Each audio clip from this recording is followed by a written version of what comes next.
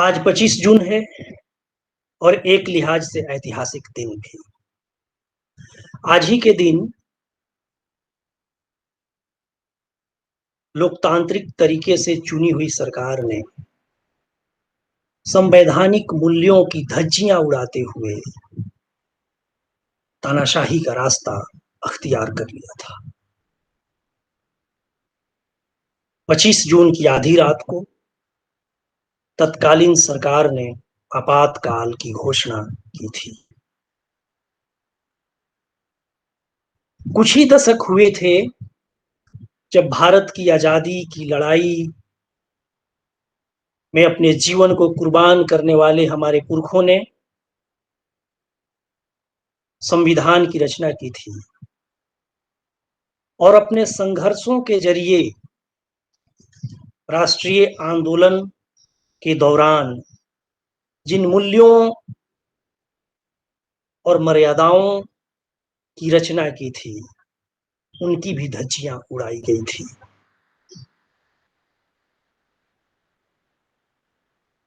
आश्चर्य कि यह आपातकाल संविधान की मनमानी व्याख्या करके लगाई जा रही थी। इसे संवैधानिक ठहराने की कोशिश हो रही थी। 25 जून की आधी रात से कुछ ही मिनट पहले आपातकाल की घोषणा हुई और आगामी कुछ घंटों में भारतीय राजनीति के विपक्ष के नेता गिरफ्तार कर लिए गए और भारत की अंतरात्मा की आवाज माने जाने वाले जयप्रकाश नारायण भी गिरफ्तार हुए। उस रात जयप्रकाश नारायण दिल्ली के आईटीओ के निकट स्थित गांधी शांति प्रतिष्ठान के प्रांगण में ठहरे हुए थे।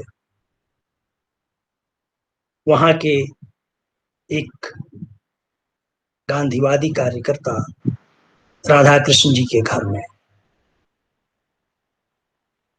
आधी रात बीती, उधर आपातकाल लगा और इधर पुलिस ने घेर लिया गांधी पीस फाउंडेशन को।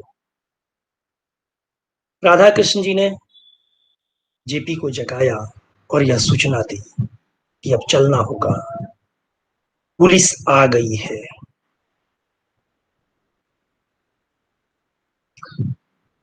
जेपी जगे और उनकी जुबान से पहला वाक्य निकला, विनाश काले विपरीत बुद्धि।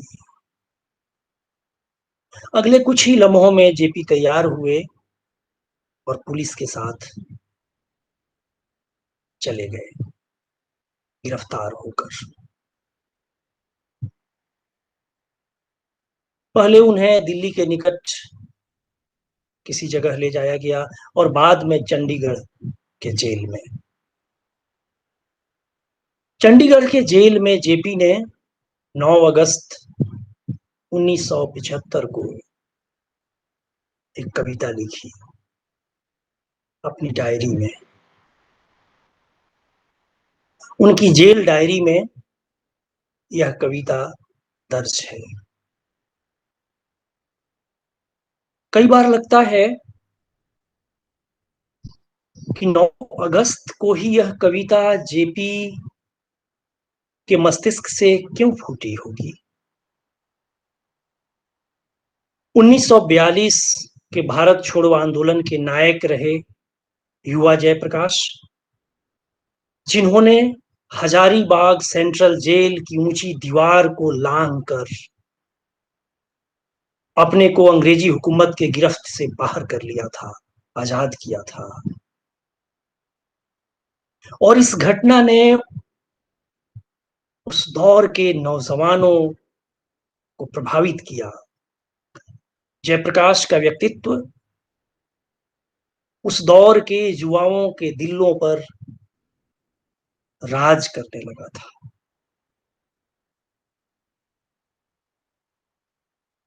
अगस्त 1975 में जेपी अगस्त क्रांति को याद कर रहे होंगे, शायद अपनी युवावस्था को याद कर रहे होंगे। गांधी, लोहिया, नेहरू, पटेल, राजेंद्र बाबू, मौलाना आजाद जैसे उस दौर के सारे अपने अग्रजों को याद कर रहे होंगे और अपने जीवन का पुनरावलोकन किया होगा।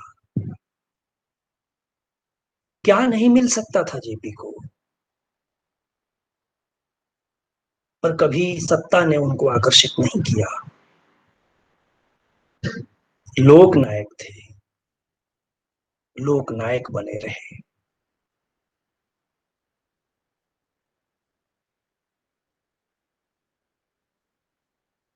तो आज प्रस्तुत है 25 जून के अवसर पर 9 अगस्त 1975 को जेल में रहते हुए अपनी डायरी में लिखी जेपी की कविता शोध की मंजिलें।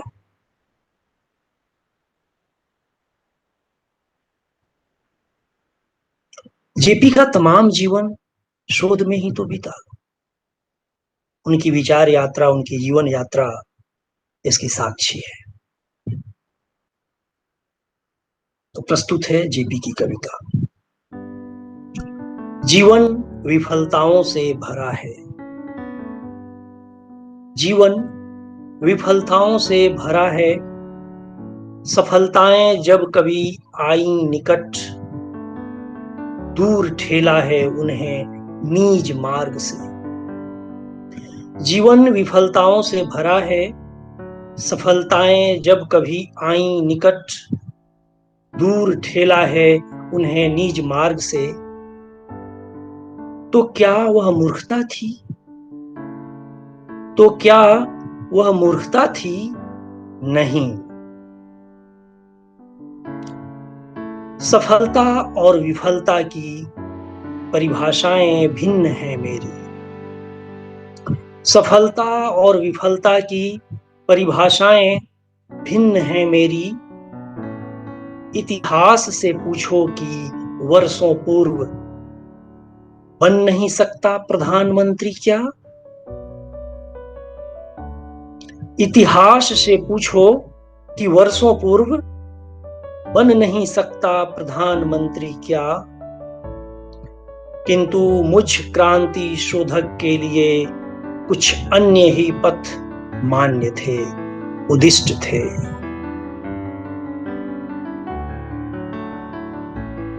पथ त्याग के, सेवा के, निर्माण के, पथ संघर्ष के, संपूर्ण क्रांति के। इतिहास से पूछो कि वर्षों पूर्व बन नहीं सकता प्रधानमंत्री क्या? किंतु मुझ क्रांति शोधक के लिए कुछ अन्य ही पथ मान्य थे, उदिष्ट थे। पथ त्याग के, सेवा के, निर्माण के, पथ संघर्ष के, संपूर्ण क्रांति के। जग जिन्हें कहता विफलता, थीं शोध की वे मंजिलें। जग जिन्हें कहता विफलता, थीं शोध की वे मंजिलें। मंजिलें वे अनगिनत हैं, गंतव्य भी अति दूर है। रुकना नहीं मुझको कहीं, अवरुद्ध जितना मार्ग हो। निज कामना कुछ है नहीं, सब है समर्पित इसको। मंजिलें वे अनगिनत हैं, गंतव्य भी अति दूर है। रुकना नहीं मुझको कहीं, अवरुद्ध जितना मार्ग हो। निज कामना कुछ है नहीं, सब है समर्पित इसको। तो विफलताओं पर तुष्ट हूं अपनी, और यह विफल जीवन शत शत धन्य होगा, यदि समान धर्मी प्रिय तरुणों का कंठ का किरण मार्ग यह कुछ सुगम बन जावे। तो विफलताओं पर तुष्ट हूं अपनी, और यह विफल जीवन शत शत धन्य होगा यदि समान धर्मी प्रिय तरुणों का कंठ का किरण मार्ग यह कुछ सुगम बन जाए। शुक्रिया। जो लोग जेपी का जीवन जानते हैं, उनमें दिलचस्पी रखते हैं या जानना चाहते हैं, तो वे समझेंगे कि इतिहास में ऐसे एकाधिक अवसर आए जब जयप्रकाश सत्ता की सबसे ऊंची कुर्सी प्राप्त कर सकते थे, पर उन्होंने इसे मंजूर नहीं किया था। तो आज के दिन लोकनायक जयप्रकाश की स्मृति को सादर प्रणाम, सादर प्रणाम।